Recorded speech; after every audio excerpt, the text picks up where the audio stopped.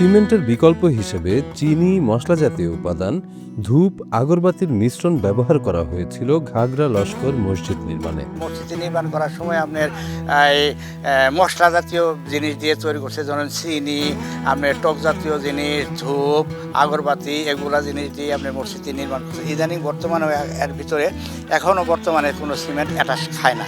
বাংলাদেশকে মসজিদের দেশ বলা হয়। এখানে রয়েছে প্রায় 3.5 লাখের বেশি মসজিদ। শত শত বছরের পুরনো ঐতিহাসিক স্থাপনা থেকে শুরু করে আধুনিক স্থাপত্য সবই এই দেশে ইসলামী ঐতিহ্যের সাক্ষ্য বহন করছে। তারই একটি জীবন্ত উদাহরণ শেরপুরের ঘাগরা লস্কর খানবাড়ি জামে মসজিদ। শীতের সময় মসজিদটি থাকে উষ্ণ আর গরমের দিনে থাকে শীতল।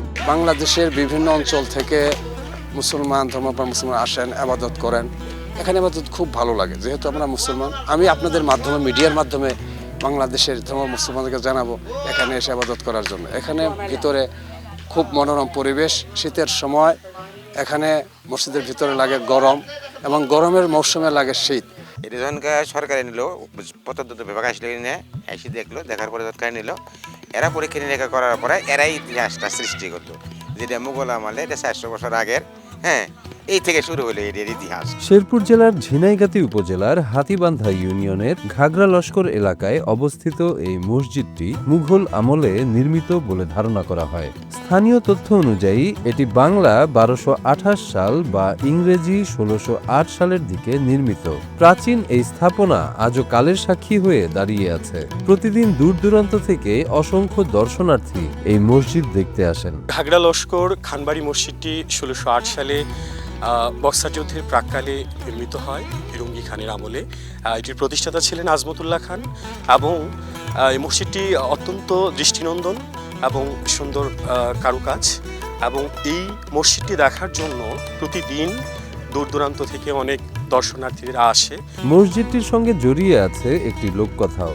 বলা হয় পালানো খা ও জব্বার খা নামের দুই ভাই কোনো এক যুদ্ধে পরাজিত হয়ে এই অরণ্যে আশ্রয় নেন। পরে তারা এখানেই এই মসজিদটি নির্মাণ করেন। ইতিহাসবিদদের মতে মসজিদের স্থাপত্য শৈলী এবং নকশা অনেক পুরনো নির্মাণ রীতির ইঙ্গিত দেয়। মসজিদটির বিশেষ দিক হল এর ইটের গঠন ও নির্মাণ শৈলী। ইটগুলো চারকোনা টালির মতো। চুন, সুরকি, ঝিনুক চূর্ণ এবং তন্তু জাতীয় উপাদান ব্যবহার করে পলেস্তরা করা হয়েছে। এক গম্বুজ বিশিষ্ট এই মসজিদের নকশায় গ্রিক ও করিন্থিয়ান স্থাপত্য শৈলীর ছাপ পাওয়া যায়। একসময় মসজিদের দরজায় কোষ্টি পাথরে খোদাই করা আরবি লিপিতে নির্মাণকাল উল্লেখ ছিল। তবে কয়েক মাস আগে সেই মূল্যবান পাথরটি চুরি হয়ে যায়। এটি এখন আর নেই, যা স্থানীয়দের জন্য বড় এক ক্ষতির বিষয়। মসজিদটি বর্গাকৃতির, দৈর্ঘ্য ও প্রস্থ প্রায় 30 ফুট।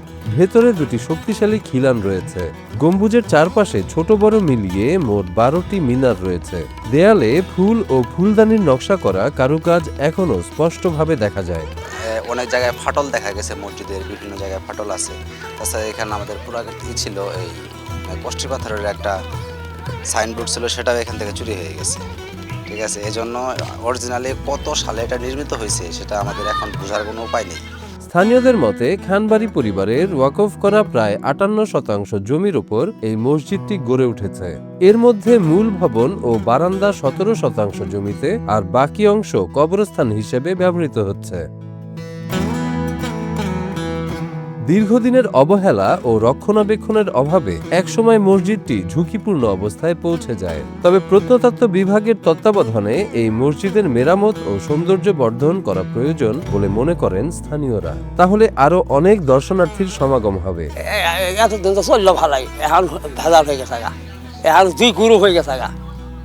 মানে এই মিলা গুরু, ওই মিলা গুরু, এই গুরু জোর পর্ব কেটে চলাইতেছে, লুটি বুটি খাইতেছে। এই হয়েছে কারবার। এক সময় এটা আমাদের মুরব্বীদের কাছে শুনেছি এখানে পরিচর্যা করার জন্য লোক ছিল। বর্তমানে মসজিদের ভেতরে ইমাম সহ 3 কাতারে প্রায় 30 থেকে 33 জন মুসল্লি নামাজ আদায় করতে পারেন। শুক্রবারে জুম্মার নামাজের জন্য অনেক মুসল্লি আসলে তখন সবাইকে জায়গা দেওয়া মুশকিল হয়ে যায়। লোক সংখ্যা খুবই কম আটে, 3টে লাইন আসে, প্রতি লাইনে 11 জন করে লোক আটে। আর শুক্রবারে অনেক লোকজন হয়, দূর থেকে লোকজন আসে নামাজ পড়ার জন্য। বাইরেও হয়। আমরা সরকারের কাছে আবেদন করছিলাম যে বাইরে একটু ছায়াযুক্ত বা বৃষ্টি থেকে রক্ষা পাওয়ার মতো একটু ব্যবস্থা করার জন্য। আমরা অনেক সময় বলি এবং অনেক সময় সাক্ষাৎও আমরা সবসময় প্রচার করে থাকি, কারণ বৃষ্টির সময় অনেক লোক হয়, বৃষ্টির সময় ভিতরেও আসা যায় না, বাইরেও যাওয়া যায় না, খুবই সমস্যা হয়ে যায়। তবে মসজিদটির ঐতিহ্য ধরে রাখার লক্ষ্যে এখানে আরো বেশি মানুষের নামাজ আদায়ের জন্য স্থাপনার পরিবর্ধন করা সম্ভব নয় বলেই জানান বিশেষজ্ঞরা। আমরা সরকার বাহাদুরের কাছে এই বিষয়ে মুসল্লির জন্য বিশেষ প্রশস্ত করার জন্য কথা বলেছিলাম প্রত্নতত্ত্ব বিভাগের কাছে, এলাকার পক্ষ থেকে। প্রত্নতত্ত্ব বিভাগের কাছে না, এই মসজিদ যদিও পুরাতন, এটা পুরাতন ঐতিহ্য, এটা ধরে রাখার জন্য নতুন কোনো সংযোজন বা বিয়োজন বাড়ানো এবং কমানি কারও এখতিয়ার নাই। কালের গর্ভে হারিয়ে না গিয়ে এই মসজিদটি আজও ইতিহাস, বিশ্বাস আর স্থাপত্যের এক নীরব সাক্ষী হয়ে দাঁড়িয়ে আছে শেরপুরের ঘাগড়া এলাকায়।